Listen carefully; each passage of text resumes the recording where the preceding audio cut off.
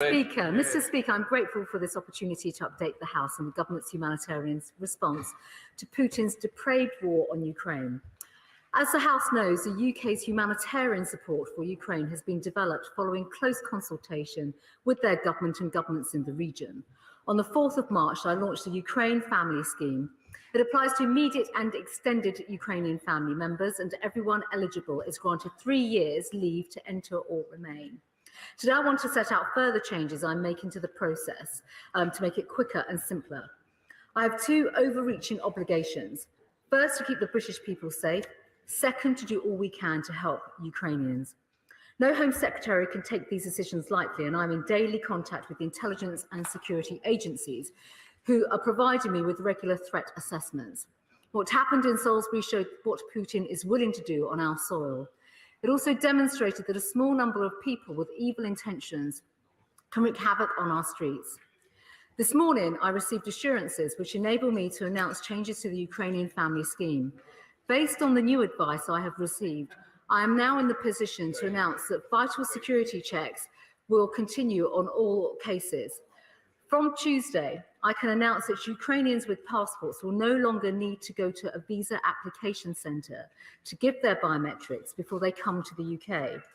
Instead, once their application has been considered and appropriate checks completed, they will receive direct notification that they are eligible for the scheme and can come to the UK. In short, Ukrainians with passports will be able to get permission to come here fully online from wherever they are and will be able to give their biometrics once in Britain. This will mean, Mr. Speaker, that visa application centres across Europe can focus their efforts on helping Ukrainians without passports. We have increased the capacity at those centres to over 13,000 appointments per week. And this streamlined approach will be operational as of Tuesday, the 15th of March, in order to make the relevant technology and IT changes. I will, Mr. Speaker, of course, update the House if the security picture changes and if it becomes necessary to make further changes to protect our domestic homeland security. Threat assessments are always changing, and we will always keep our approach under review. In the meantime, Mr. Speaker, I once again salute the heroism of the Ukrainian people. Yvette Cooper. Thank you, Mr. Speaker. I have to say to the Home Secretary, why does it always take being hauled into the House of Commons to make basic changes to help vulnerable people who are fleeing from Ukraine? Maternity hospital was bombed yesterday, an attack on newborn babies and women giving birth. People are fleeing for their lives. And up to now, the response from the Home Office has been a total disgrace, bringing shame upon our country. We've had a 90-year-old Holocaust survivor left in makeshift accommodation in Poland, even though her granddaughter was struggling to get here. Mums with small kids told they can't get an appointment for weeks or having to queue for days to get biometrics in freezing weather in Rzeszów, only to be told they then have to travel 200 miles to Warsaw to pick up their visas. Now, it is welcome that she's now introducing the online approach that we know they tried different ways of doing for the Hong Kong visas, but why has it taken so long when she's had intelligence for weeks, if not months, that she needed to prepare for a Russian invasion of Ukraine? And why still, if we still got to wait until Tuesday for this new system to come in, what is to happen for everybody else in the meantime? Why is she not bringing in the armed forces? They've offered to help. We've had 1,000 troops on standby to provide humanitarian help for 2 weeks. So why not use them now to set up the emergency centres and to get people passported through as rapidly as possible and get them into the country? And what about the Ukrainian nurse here on a healthcare visa? Is she finally to be allowed to bring her elderly parents to the country, something we've asked for so long? And is this still just being restricted to those with family? Are they still going to have to fill in multiple online forms, or would she now say that all those who want to come to the UK, who have fled the fighting in Ukraine, can now come here without having to fill in loads of online forms or jump through a whole load of hoops? This has just been shameful. Making vulnerable people pushed from pillar to post in their hour of need. Week after week, we have seen this happen. It is deeply wrong to leave people in this terrible state. Our country is better than this. If she can't get this sorted out, frankly, she should hand the job over to somebody else who can. Home Secretary. Thank you, Mr. Speaker. Well, as ever, I am delighted to be in the chamber. And in fact, Mr. Speaker, as you know, we were intending to give a statement this morning. So far from the opposition bench's comments, she should have some perspective to all of this, Mr. Speaker. I think, Mr. Speaker, if I may just respond to some of the points that the opposition party have made. Of course, it is the job of opposition just to attack the government rather than finding collective solutions. No, actually, rather than support the approach that the government is taking. I think first and foremost, no, absolutely, Mr. Speaker. I've always maintained that we will take a pragmatic and agile approach to our response. We are making important changes. She has asked why we are not making these changes immediately. They are subject to digital verification, and there is no comparison to BNO schemes whatsoever because 90% of Ukrainians do not have chip passports, so they'd be excluded from any type of scheme and approach.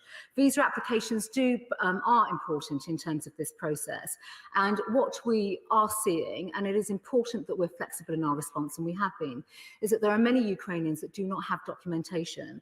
And if I may, Mr. Speaker, I think this country and all governments, including probably a government that she once served in, will recognise that there was something known as the Windrush scandal. And it's important that everyone arrives in the UK has physical and digital records of their status here in the UK to ensure that they're accessible to schemes. They may hollow on the other side, but the process is absolutely vital in terms of the verification, notification and permission to travel, but importantly, to give people the status when they come to the United Kingdom, to have that right to work, the right to access and benefits, and also the digital verification of their status. That is absolutely right.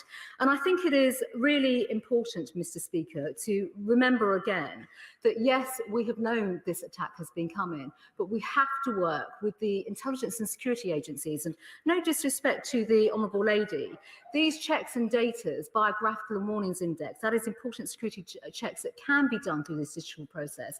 They have been verified by the intelligence and security services, and we have to work with them in particular.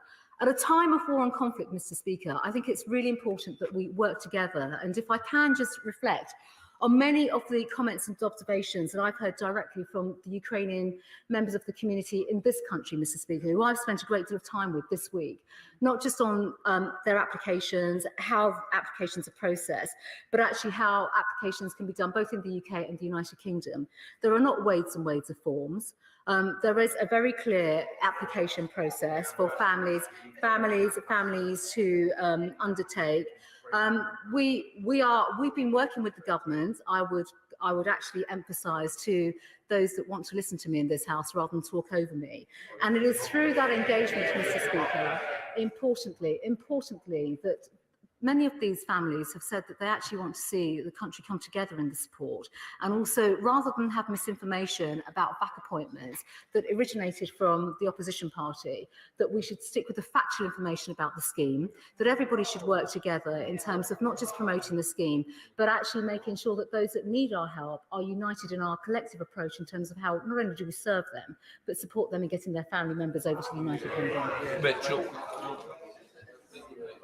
Thank you very much, Mr. Speaker. Of course, my right honourable friend is absolutely right that many of the people who are fleeing from this appalling murder, mayhem, from war crimes and from breaches of the international rules of war, they want to remain as close as possible to the areas from which they have been driven, so that when this appalling catastrophe is over, they can return. But will she keep in touch with our European partners on both their practices and procedures, so that we help these desperate people who our constituents are rightly intent on us assisting, and to ensure that we are part of a coordinated and effective European response to this horrendous humanitarian crisis? My right honourable friend is absolutely right, both in his comments, but also in terms of the coordinated approach that must be taken. My right honourable friend has also spoken very clearly about the response within the region, and it is very clear that families want to stay in the region. And on a daily basis, Mr. Speaker, I'm receiving calls from my counterparts, from ministers of the interior in the region, who are asking for aid to support those families that wish to stay in the region because they want to go back home. I think that's a really important point to make. The ambassadors in the region are saying this as well. And of course, my honourable friend has asked me about the EU in particular. I'm in constant contact with Commissioner Johansson specifically in terms of how we can support the region, but also countries in the region and Ukrainian nationals in the region. And it is the need to have that coordinated response, which is so important, which also, Mr. Speaker, speaks to the point as to why the British government, through the whole government effort, are providing, yes, aid, financial aid and support, but also practical aid and equipment to many other countries in the region, on the Ukrainian border, that are actually asking for direct help and support from us. SNP spokesperson Brendan O'Hara. Thank you, Mr. Speaker. And we broadly welcome this U-turn by the government. It is a big step forward. But as we've heard, it didn't have to be this way. This war was foreseen, and the humanitarian crisis that has resulted from it was widely predicted. And I think, as I said yesterday, the government have been behind the public on this matter. And I believe that there's public pressure, probably a lot of Conservative MPs' inboxes, that has brought about this change, welcome though it is. Yesterday at the Home Affairs Committee, the Ukrainian ambassador was shocked to learn from my honourable friend from Cumbernauld that those Ukrainians currently here without permanent residence, that's students and workers, had absolutely no rights that would allow them to bring relatives to the UK under this bespoke system. The ambassador said he would raise it with the Home Secretary. So could the Home Secretary, did he raise it, and is that loophole covered with this? And what discussions has she had and will she have with the devolved administrations to ensuring this success? If I may, I'd actually just like to thank the honourable gentleman for his comments and his questions and the approach and tone that he's taken. It is important that we work together. And in fact, the Minister for Immigration is in touch with the devolved administrations, and these are important discussions. We've been very clear about this from day one, about working collegiately and collectively in terms of our response. This cannot be done purely through central government, and we have to work across the country in terms of the support that is needed. And in fact, Mr. Speaker, if I may, I mean, just yesterday alone, I was in Manchester and Derby meeting with the Ukrainian diaspora community to listen to them about their needs in particular and how we can work, yes, centrally, but also with local authorities in terms of wider support. He's also asked some very important questions around students, for example, and there are many others who have their leave to stay in the country. They've had they can have their leave extended, and we are making that clear across the board in terms of 36 months. I've also been very, very clear in terms of our agility to respond back and also look at the approach to get their family members here as well. That is absolutely work that has been underway within the department. We are working on this right now, and I will come back, as I've said, Mr. Speaker, to update the House on this. And I am also in touch with the Ukrainian ambassador on a near daily basis, primarily because there are a range of cases that inevitably come up. Casework is complicated. Many members of Parliament have been using some of the caseworking facilities that have been provided to them directly in Port Calais House. As we find challenges, not everyone has documentations, not everyone has passports. We need to find ways in which we can work together to bring them here. And of course, that is why everything is under review and why we have quite an agile response. Eric Baldwin. Thank you, Mr. Speaker, and I welcome the announcement that the Home Secretary has made today. And I want to make a further suggestion, a practical one, I hope, that could alleviate the situation. The House of Commons Library says that there are 35,000 Ukrainian citizens here in the UK. And I know that they're sick to death with worry for their elderly mothers, babies, grandchildren, and so on. Would it not be possible for us to have a hub for them here in the UK where everything could be done from here and they could be given provisional visas to come into the country and then recheck the biometrics here? Well, if I may, Mr. Speaker, I'd like to thank my honourable friend for her suggestion and comments. We're actually doing this across the country now. So yesterday I was in Manchester. We're working with the Ukrainian community groups there, and also in Derby, and in fact there is a whole network of the Ukrainian diaspora. We are providing them, they've actually asked us, not for a hub in London, We have one actually within the Ukrainian Social Club in London. We've stepped that up actually at the beginning of the week, post the weekend. But also we've been asked to have hubs within community centres, and we are establishing that, but we're working with the community to do that. Chair of the Select Committee, Dame Diana Johnson. Speaker, and whilst I welcome the changes for the Ukrainian passport holders, many Ukrainians do not have passports, as the Home Secretary has just said. I want to ask her about TLSC, subcontracted by the Home Office to carry out biometric checks. The Chief Inspector of Borders and Immigration told the Home Secretary that the TLSC contract was so hell-bent on making profit that its use posed a risk of reputational damage to the UK. Now, with Ukrainians fleeing for their lives and the chaos at the visa application centres with long waits and few appointments, can the Secretary of State tell me why this company is allowed to profit from the suffering and misery of Ukrainians by offering them, if they make additional payments, their cases will be expedited, they'll be given quicker appointments? Is that right? No. Speaker, let me just share the information that I know about the contracted service with TLS. First and foremost, Mr. Speaker, that we have surge capacity, and I've said this several times in the House. We have visa application centres, and that is a contractual process that we have, alongside working with Home Office staff in country, and further staff have been sent out. But she's asked specifically about the contractual arrangements with TLS.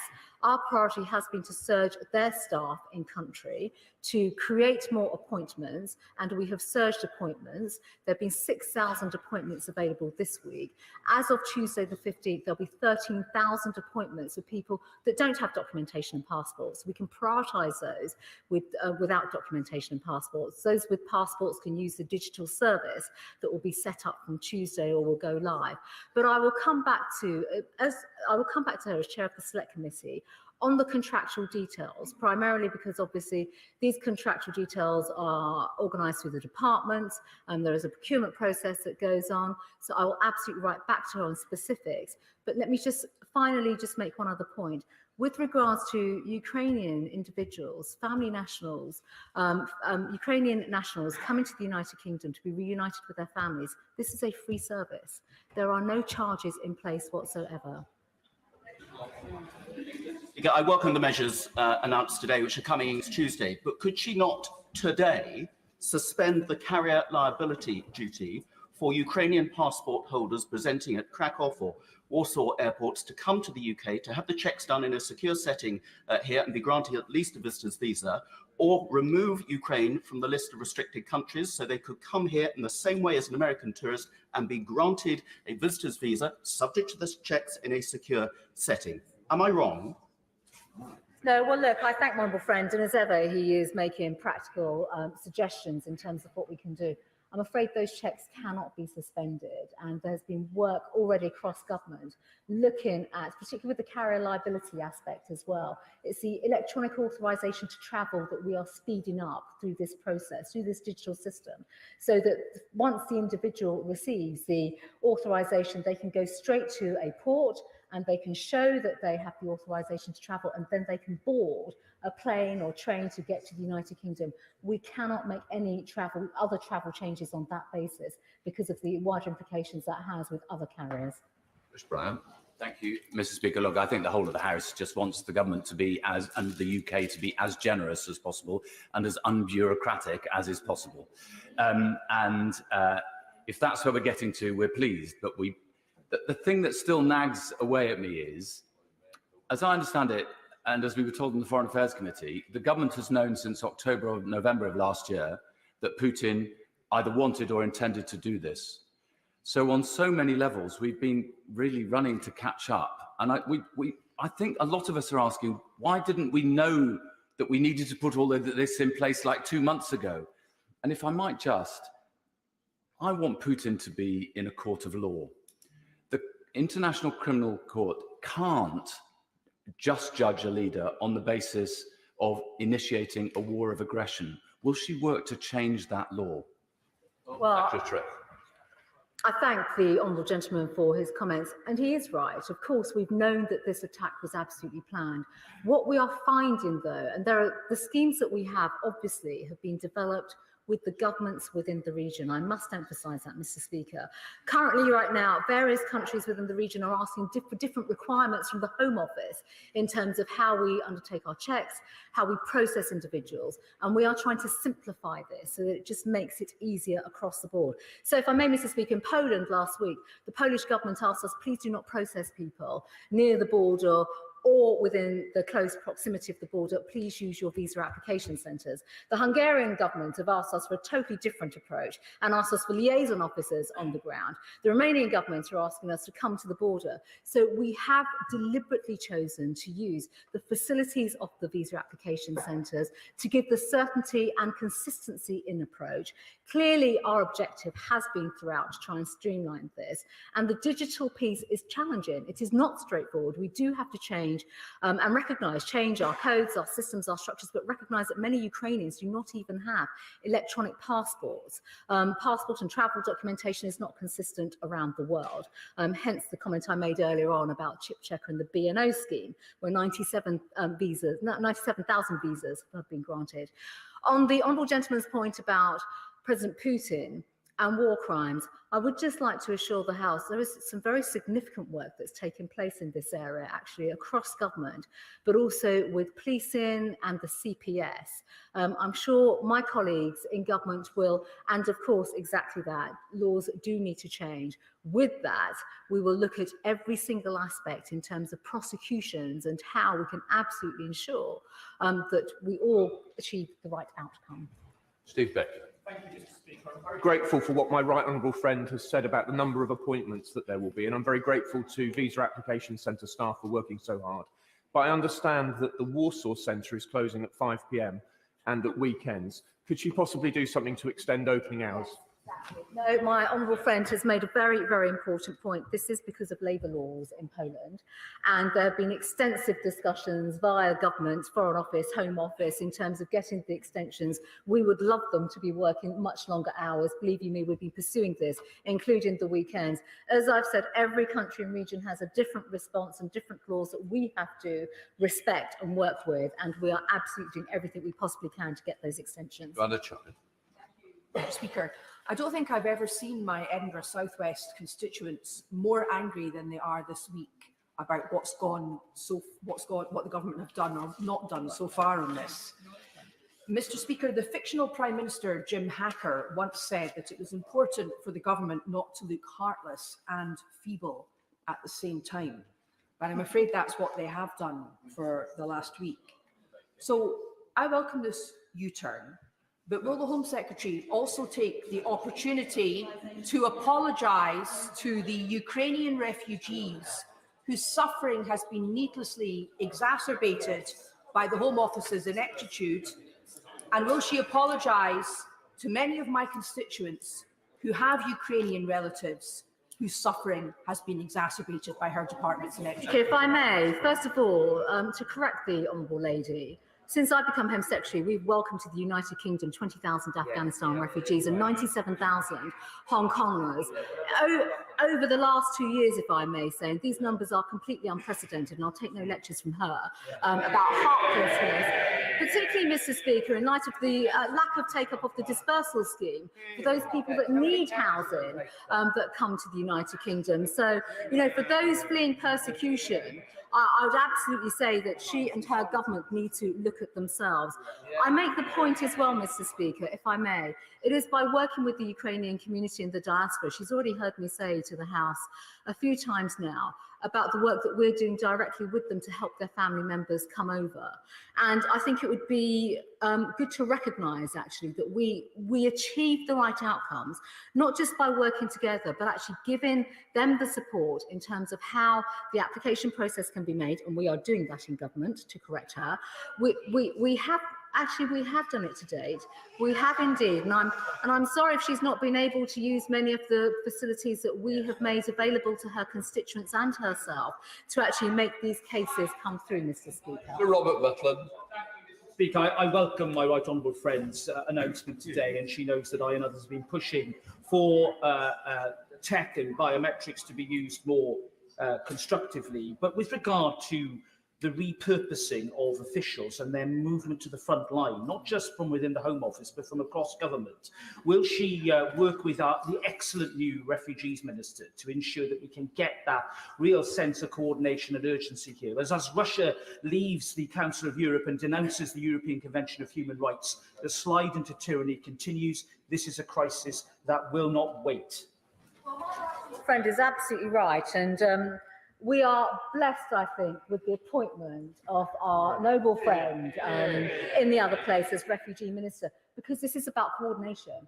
This is about national coordination and not about one department or another department. This is a whole of government effort, Mr. Speaker, a phrase that I've used several times in this House. And of course, if I may, Mr. Speaker, the Refugee Minister will of course be overseeing much of the community sponsorship scheme, which will come in due course. And of course, there'll be further announcements about that scheme too. Green. Mr. Speaker, can the Home Secretary just confirm that for Ukrainians with dual nationality, for example, Ukrainian and Romanian nationality, that they will nonetheless be able to come to the UK under the family scheme? Yes, Mr. Speaker, the Honourable Lady is absolutely right on that. And of course, we are seeing many dual nationals come forward. And that is why we are absolutely trying to streamline the system to make it easier for people to apply, for them to apply. The other point to make, Mr. Speaker, about applications, these applications can be made in country. They can be made in Ukraine, which again will speed up their ability to come to the United Kingdom. Laura Trott.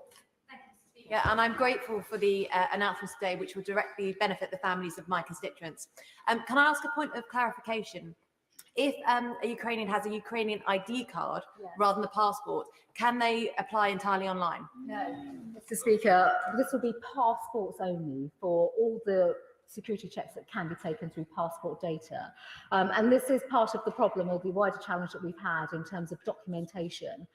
These types of cases will need to go to the VACs, but as I've said, we've just increased the capacity to over 13,000 appointments. And of course, if there are any other issues, we can also pick up casework directly. We're a Hamas. Speaker, it is disappointing that she needs to be dragged here to make the process simpler and more quick. And a lot of other people in this country will not understand why it's so complicated. Now, she has already responded to the honourable member from East Worthing why we can't just let people come here and have the checks done here, as we do for millions of visitors from non-visa countries. So will she at least commit to looking into whether this is possible? Because Ukrainians who come and flee war have gone through days and weeks of trauma on exhaustion, and they deserve to be treated better. Speaker, if I may, I've always made it abundantly clear in the House that all our approach is always under review. It's under review for a range of issues. Situation changes, security threat level changes as well. She's just asked, why don't we, can't we just let people through? There's a range of advice that I have to consider. And it is by considering all advice and also looking at the approach that we can take. My priority has been to streamline the approach. We do not want, it is clearly not appropriate to keep sending people that do not necessarily need to go to visa application centres to go to visa application centres. We can now prioritise those that are more vulnerable and don't have documentation, and we want to focus on those individuals. I think the final point to make, Mr. Speaker, as well, is absolutely we as a country are not only generous in our approach to people fleeing persecution. The government's approach has always been in terms of safe routes, legal routes, Afghan refugees, BNO nationals that have come to the UK. This has been at the heart of the government's work. And for every single crisis that takes place in the world, there is no single solution. We have to develop bespoke solutions, and that is what we have done. Meg Hillier. Dave Meg Hillier. Thank you, Mr. Speaker. Mr. Speaker, as one of the top 6 customers of the Home Office on immigration issues, this situation just underlines the chaos in the Home Office's immigration system, that it's really struggling to keep up with the basics. And then when dealing with this surge, has understandably crumbled under the pressure.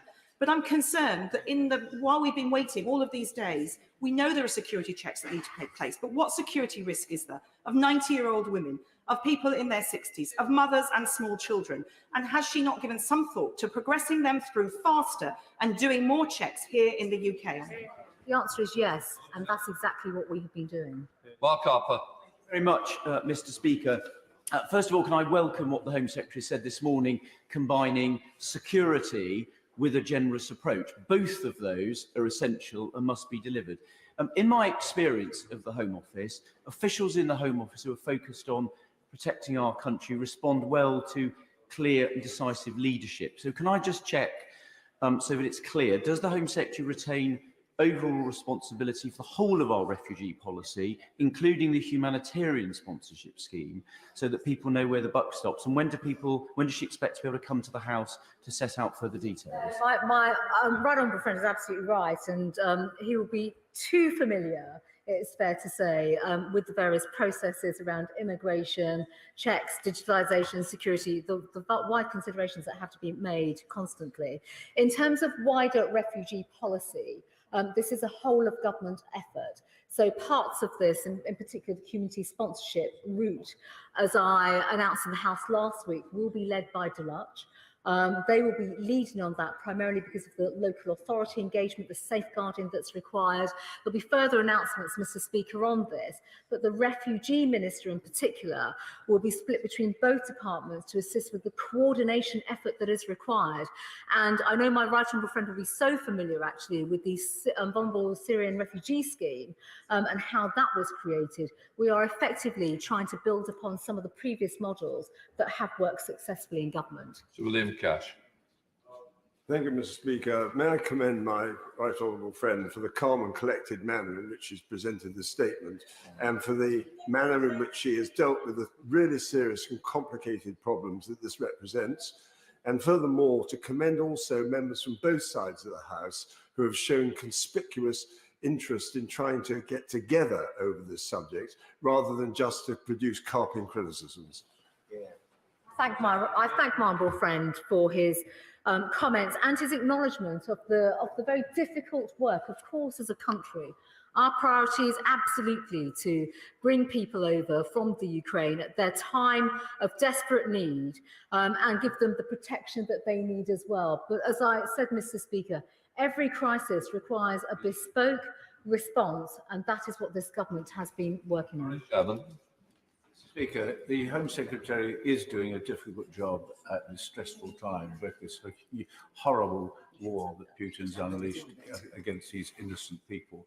But can I give one tiny bit of advice that we really want to keep this cross-party support for the people in Ukraine. But will she remember that sometimes her tone is a bit aggressive? And she did lose some of us on this side when she seemed to suggest we couldn't be trusted with security information. And also, we were a bit disappointed when she just got her facts wrong about what was happening in Calais. If I may, Mrs. Speaker, I acknowledge the honourable gentleman's comments, and I think it is important, actually, that as a country, and in this House in particular, we unite against Putin and what Putin is doing. We must never lose sight of what President Putin is doing to Ukraine, the people of Ukraine, and that is something I think this entire House, particularly this week, should absolutely get behind. Peter Bell. Thank you, Mr. Speaker. I'm grateful for the Home Secretary for her approach. Please forgive me, but I didn't hear correctly whether it was 13,000 appointments per day or per week. And she mentioned many of the countries that we've got our visa centres in, but the small country of Moldova, which is not in the EU, has had a disproportionate number of people come there. Have we beefed up that visa application centre? Yes, Mr. Speaker. First of all, these are applications at the VAC centres in the region, the 13,000 next week, primarily for, once we launch the digital approach, this will mean that those appointments are for those individuals that are vulnerable without documentation who will need our help to get their status, and we'll need to do much more work with them. Secondly, on Moldova, I'm afraid, Mr. Speaker, in fact, it was the EU Commissioner, Commissioner Johansson, who I spoke to on Monday, and she called me specifically about assistance for Moldova. And the fact that they are having a very challenging time, not just in number of refugees, but at their borders. They are finding a number of third country nationals that are now presenting. trying to present themselves as Ukrainians when in fact they are not. And of course, they've got border security problems as well. And we have been specifically asked to provide assistance with security equipment and help to stop weapons from coming into the country. I've also spoken to the Minister of Interior there this week. There is a lot of work directly taking place to support the government as they also support people fleeing the Ukraine. Samuel Roberts. My constituent, Gareth Roberts of Trawsfynydd, is presently travelling to the Slovakia border with his wife, Natasha, to meet her daughter and granddaughter. Gareth is a fluent Russian and Ukrainian speaker, and he is well able to help the family to make the digital applications. But he tells me that you can only make the applications in English, and that this will directly affect many vulnerable Ukrainian applicants. Will she confirm to me that it will be possible in future to make these applications in Ukrainian? And better still, will she waive all these restrictive visa requirements?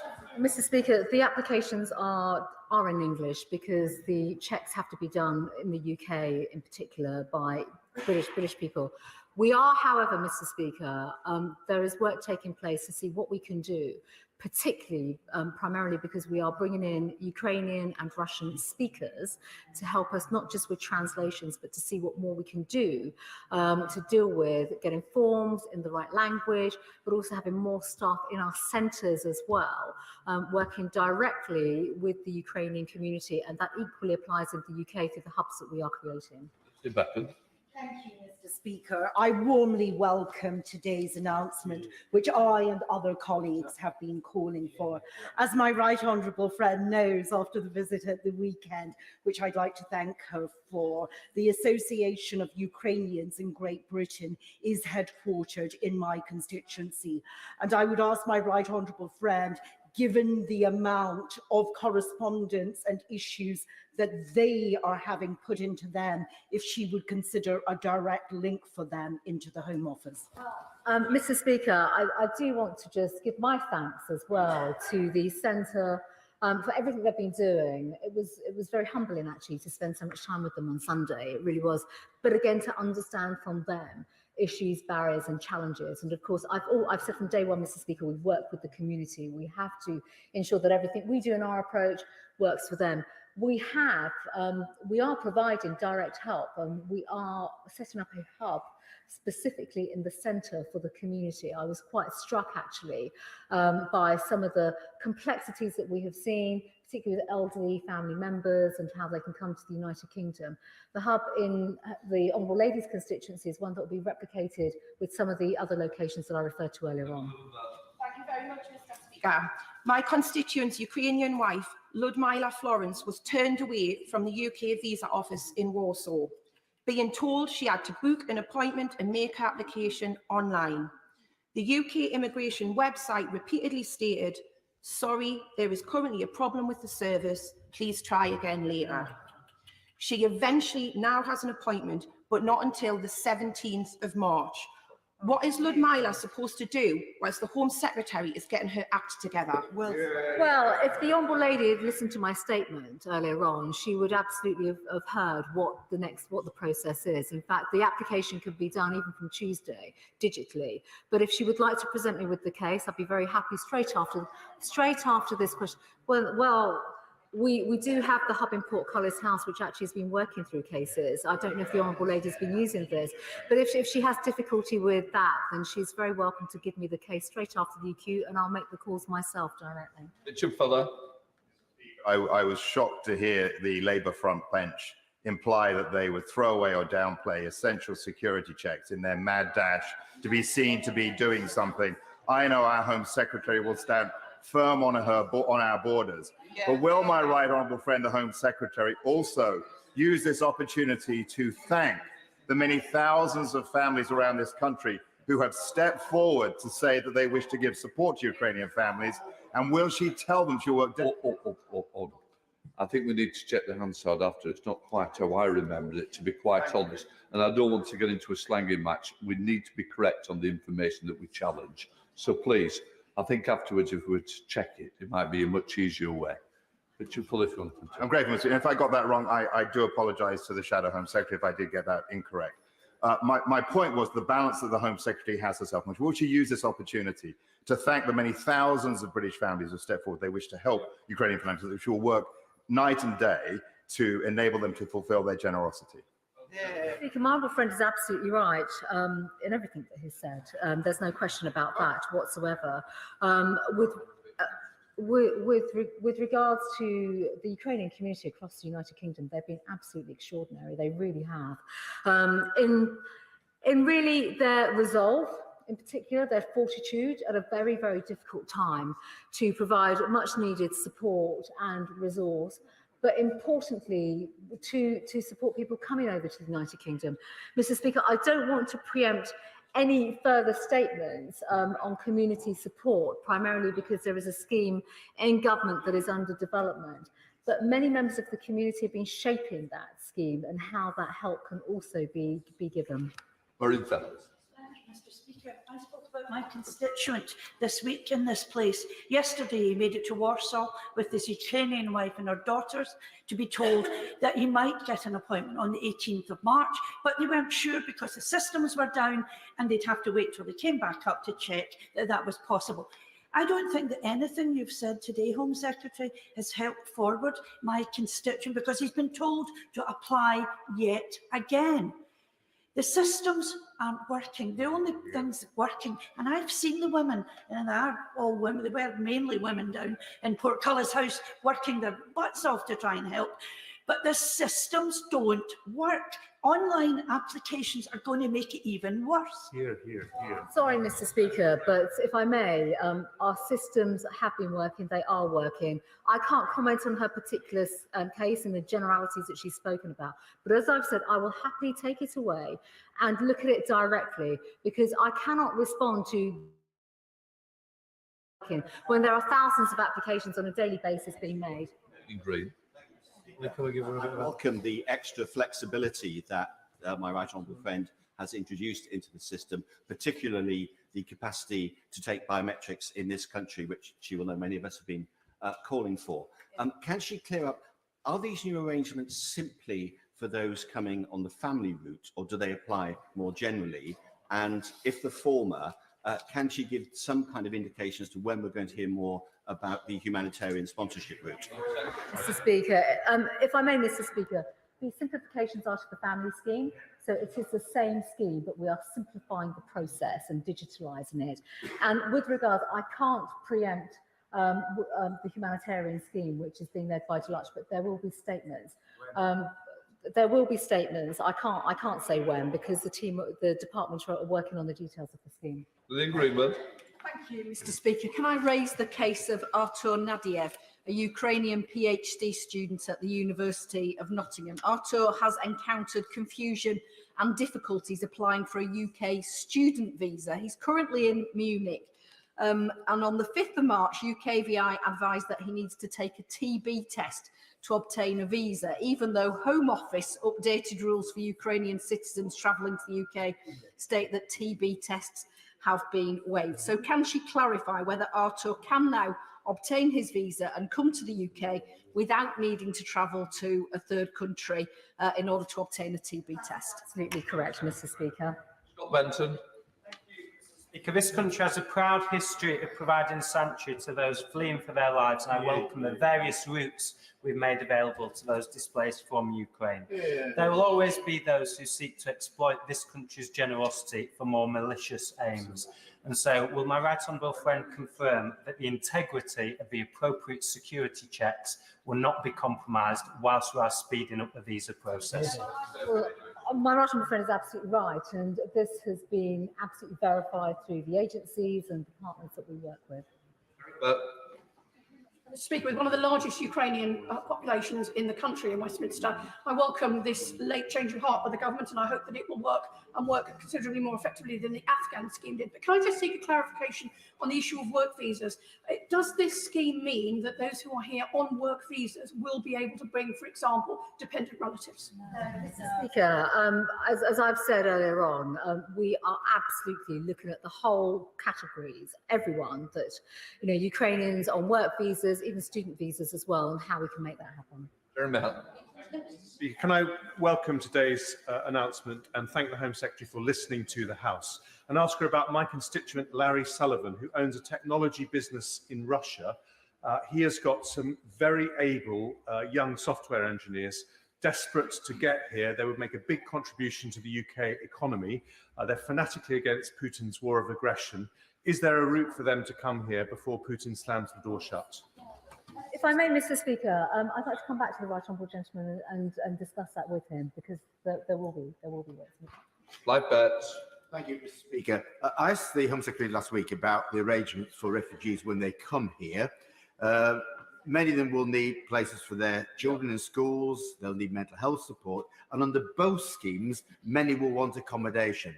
Can the Home Secretary explain what the arrangements are? She said DLUC are responsible for the community sponsorship scheme for these arrangements, but is the Home Office then responsible for people under the family scheme? Now, we asked the Permanent Secretary at Select Committee on Monday, the DLUC Permanent Secretary, and he confirmed that currently there aren't any arrangements in place, none had been agreed, and he couldn't give a timetable when they would be agreed.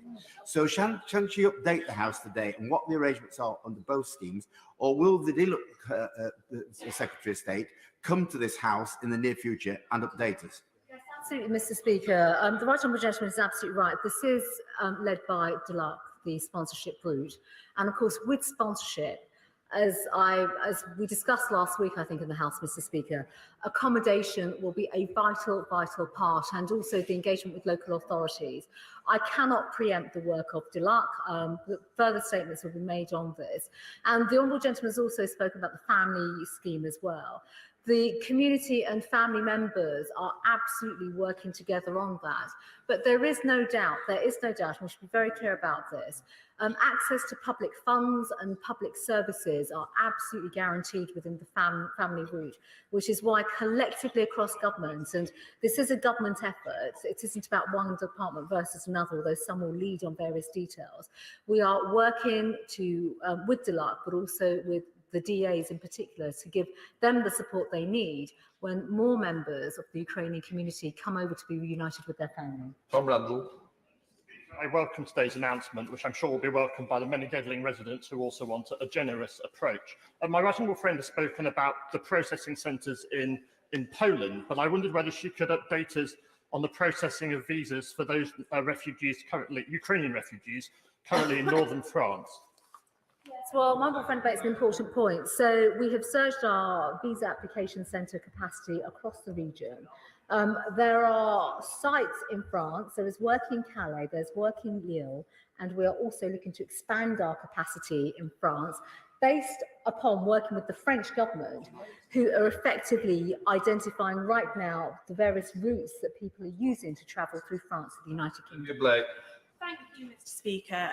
My constituents have been in touch with me about this issue on many occasions, and I think that they will think it perverse that those that are considered vulnerable are the ones that will still be having to make those journeys to the centres. Can I ask the Secretary of State whether or not she has done an assessment of how many of the people they are seeing that fit into the vulnerable category, and how many people this change will actually help, and what more can be done to help vulnerable? Yes. No, the Honourable Lady makes an important point. I think it's important, again, Mr. Speaker, just to restate that around 90% of Ukrainian nationals do not have chip passports, for example, where, the digital scheme would automatically apply to them to make it easier. The reason why we are clearing the VAC system now is really to help those who there are vulnerable people, and by vulnerable is a broad category, including the elderly, those that have not travelled previously as well. This is a frequent theme that comes back from members of the diaspora community here, that many are reluctant still to leave Ukraine. They're still in Lviv and are thinking about coming, and we're encouraging them basically to engage with their family members here so that we can give them the support. We do not have a full assessment yet, and that is why we are working with the Ukrainian community in this country to share as much information with us as they possibly can. Speaker, President Putin has not only unleashed death and destruction on the people of Ukraine, but he's also involved in ethnic cleansing, and we should face up to that. So many of those fleeing in fear of their lives will want to go back after Putin's forces have gone from the country. Others will want to resettle. So will my right honourable friend make the system as flexible as possible So those that want to resettle in the UK can do so, but those that want to come on a temporary basis will be able to return to the native country.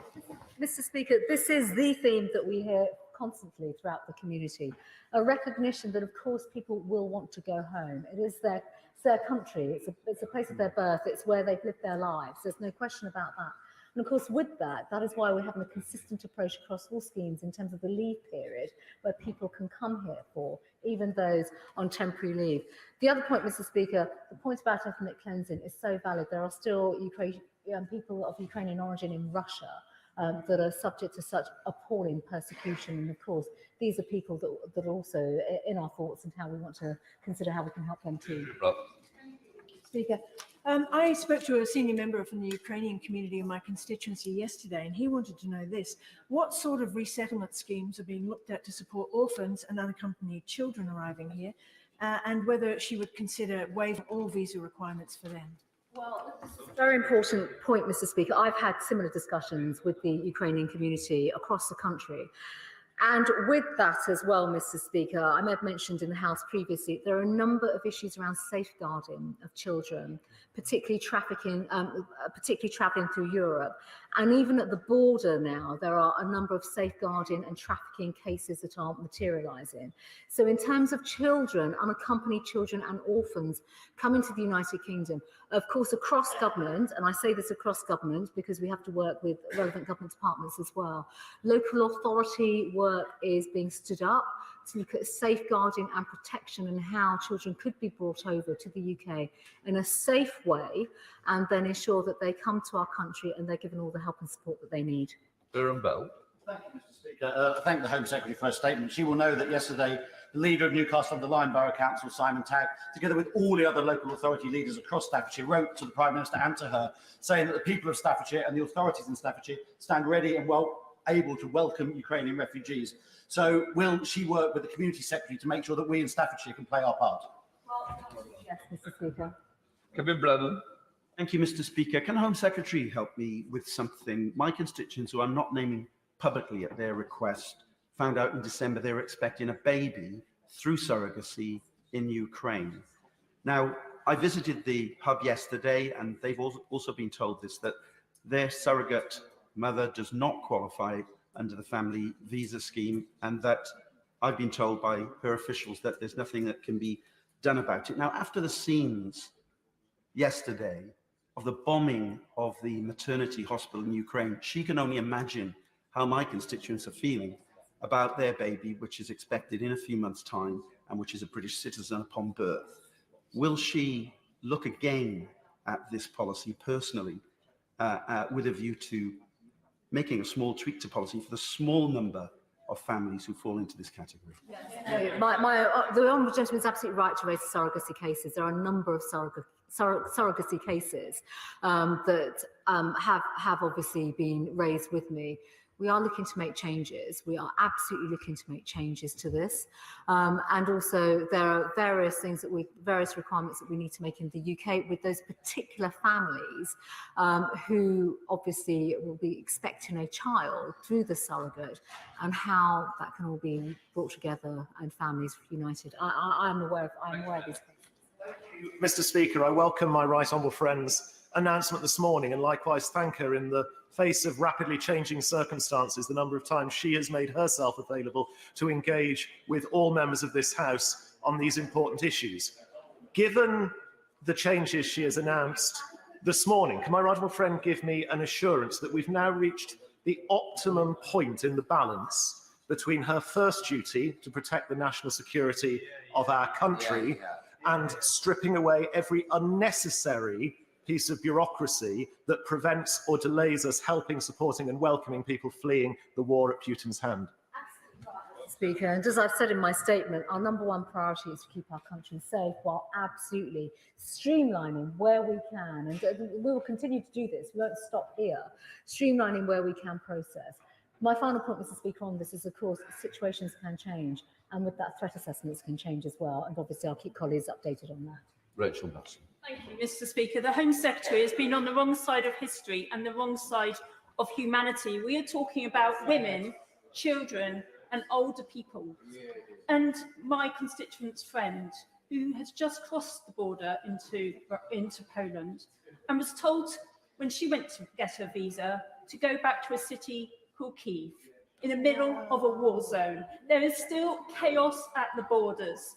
The Home Secretary is shaking her head, but she was. There is chaos at the borders. So why can't people come visa-free to the UK border to collect their documentation and then to get that warm welcome which she talks about? Well, I'm going to refer the lady to the statement that I've made earlier on. And also, I mean, I cannot comment on the anecdotal evidence that she's given. Bear in mind, Kyiv is obviously under siege, and it's thoroughly inappropriate if anybody had made that comment. Anna Fair. Thank you, Mr. Speaker. I thank my right honourable friend for her statement, which will be richly welcomed by the Ukrainian families in Southend West that I've been meeting with, in particular, the digitalisation of the family scheme. My question is around that. The devil is not in the detail with digitalisation, it's in the scale. And we currently have tens of thousands of applications being made. Can my right honourable friend assure me that the scheme will cope with the scale that we may have upon it? Well, these are big digital challenges that we all face, Mr. Speaker. There's no question about that. But we are absolutely working through assurance to ensure that systems can cope, but also, can withstand some of the wider technological and digital challenges that come from a country, a hostile country, basically, that we are effectively trying to operate against. Patricia Gibson. Mr. Speaker, I and my constituents in North Ayrshire and Arran welcome any improvements that can be made to the current scheme for those Ukrainians who are fleeing violence. But there still seems to be a lack of urgency and flexibility from the UK. So can I ask the Home Secretary, what more will she do as the humanitarian situation deteriorates, as we all sadly fear that it will? And does she have any concerns about how history will judge the UK's response relative to the EU's response in this matter? Well, Mr. Speaker, I will refer to my comments earlier on, but let me make it abundantly clear for the Honourable Lady that in terms of the EU response, we are working in cooperation and collaboration with the EU. There is no doubt about that whatsoever. The EU has a different approach, but even at this stage yet, they have not agreed in terms of the number of people that go country by country. We are working with them at a very difficult time, yes, on the humanitarian approach, but ensuring that we support each country that has been heavily affected in terms of border issues, but also in receiving Ukrainian refugees. And that is a collective response, not just from the British government, but actually in conjunction with the EU. Andrew Jones. Very much, Mr. Speaker. I welcome the simplification to the scheme that my honourable friend has announced today, and I recognise also how hard the job for the Home Office team is. But as we make every effort to help those fleeing this crisis, can she provide a bit more information to the House about the surge capacity that she's put for Home Office staff to process visa applications in the countries where the majority of the Ukrainian refugees are fleeing? Just on this, I've already spoken about the increased capacity at visa application centres. I can also tell the House, Mr. Speaker, there is work taking place with the MOD in country and in regions. So, for example, we do know that one of the main surges where that is taking place is in Poland. That is because Poland is on the front line and bringing in people, obviously, from the Ukraine in huge, huge numbers. And we are supporting the Polish government in many, many ways. And with that, we will be working with the MOD teams that are already in Poland to not just surge staffing, but look at what more we can do in terms of providing wider humanitarian support for Ukrainian refugees in country. Speaker, can the Home Secretary provide an update on the discussions with the Scottish Government on the intake of refugees from Ukraine and how many Scotland can home? Speaker, I can, and there are discussions that are ongoing, but also there is a call taking place later on today with the Scottish Government. So Geoffrey Clifton-Brown. Thank you, Mr. Speaker. First on Tuesday, last on Thursday seems perfectly fair. Can I welcome what my right honourable friend, the Home Secretary, has done today in terms of the new flexibilities, listening to what people have said up and down the country. Can I ask her to look at every practicality to speed up this system? The Ukraine was a reliable country in producing its documentation. So can we have maximum flexibility in the documentation that people are able to provide?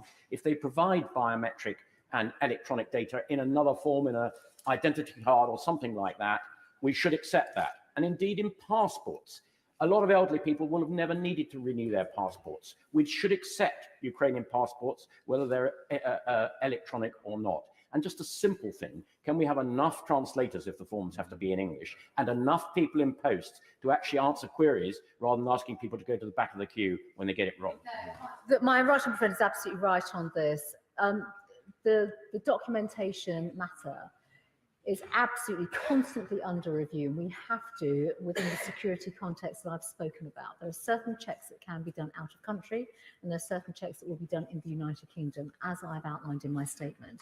The other point about translators is absolutely valid, Mr. Speaker. Across the whole of the civil service, across the United Kingdom, there has been a call for Ukrainian and Russian speakers to come forward for this very purpose, and that took place some weeks ago, some time ago. And with that, of course, it is all about simplification of process. We are non-stop in finding ways, and much of this is through digital and technology processes so that people do not have to go to fax. We are constantly looking at how else can we streamline the system. It's almost a blockchain approach here right now. We are going through that day in, day out, so I can give him that assurance. I have to notify the House, in accordance with the Royal Assent Act 1967, that Her Majesty has signified her royal assent to the following Act: Public Service Pensions and Judicial Offences Act 2022. We now come to point of order relating to this. Point of order. Thank you, Mr. Speaker. The honourable member for North East Bedfordshire suggested that the opposition front bench had said we should throw away security checks. That has never been the case. And on that basis, I do accept the apology that he put forward if he confirms that apology is in place. I think. Right, okay. Thanks for that. Let's now come to business questions. I call the shadow leader of the House. Thank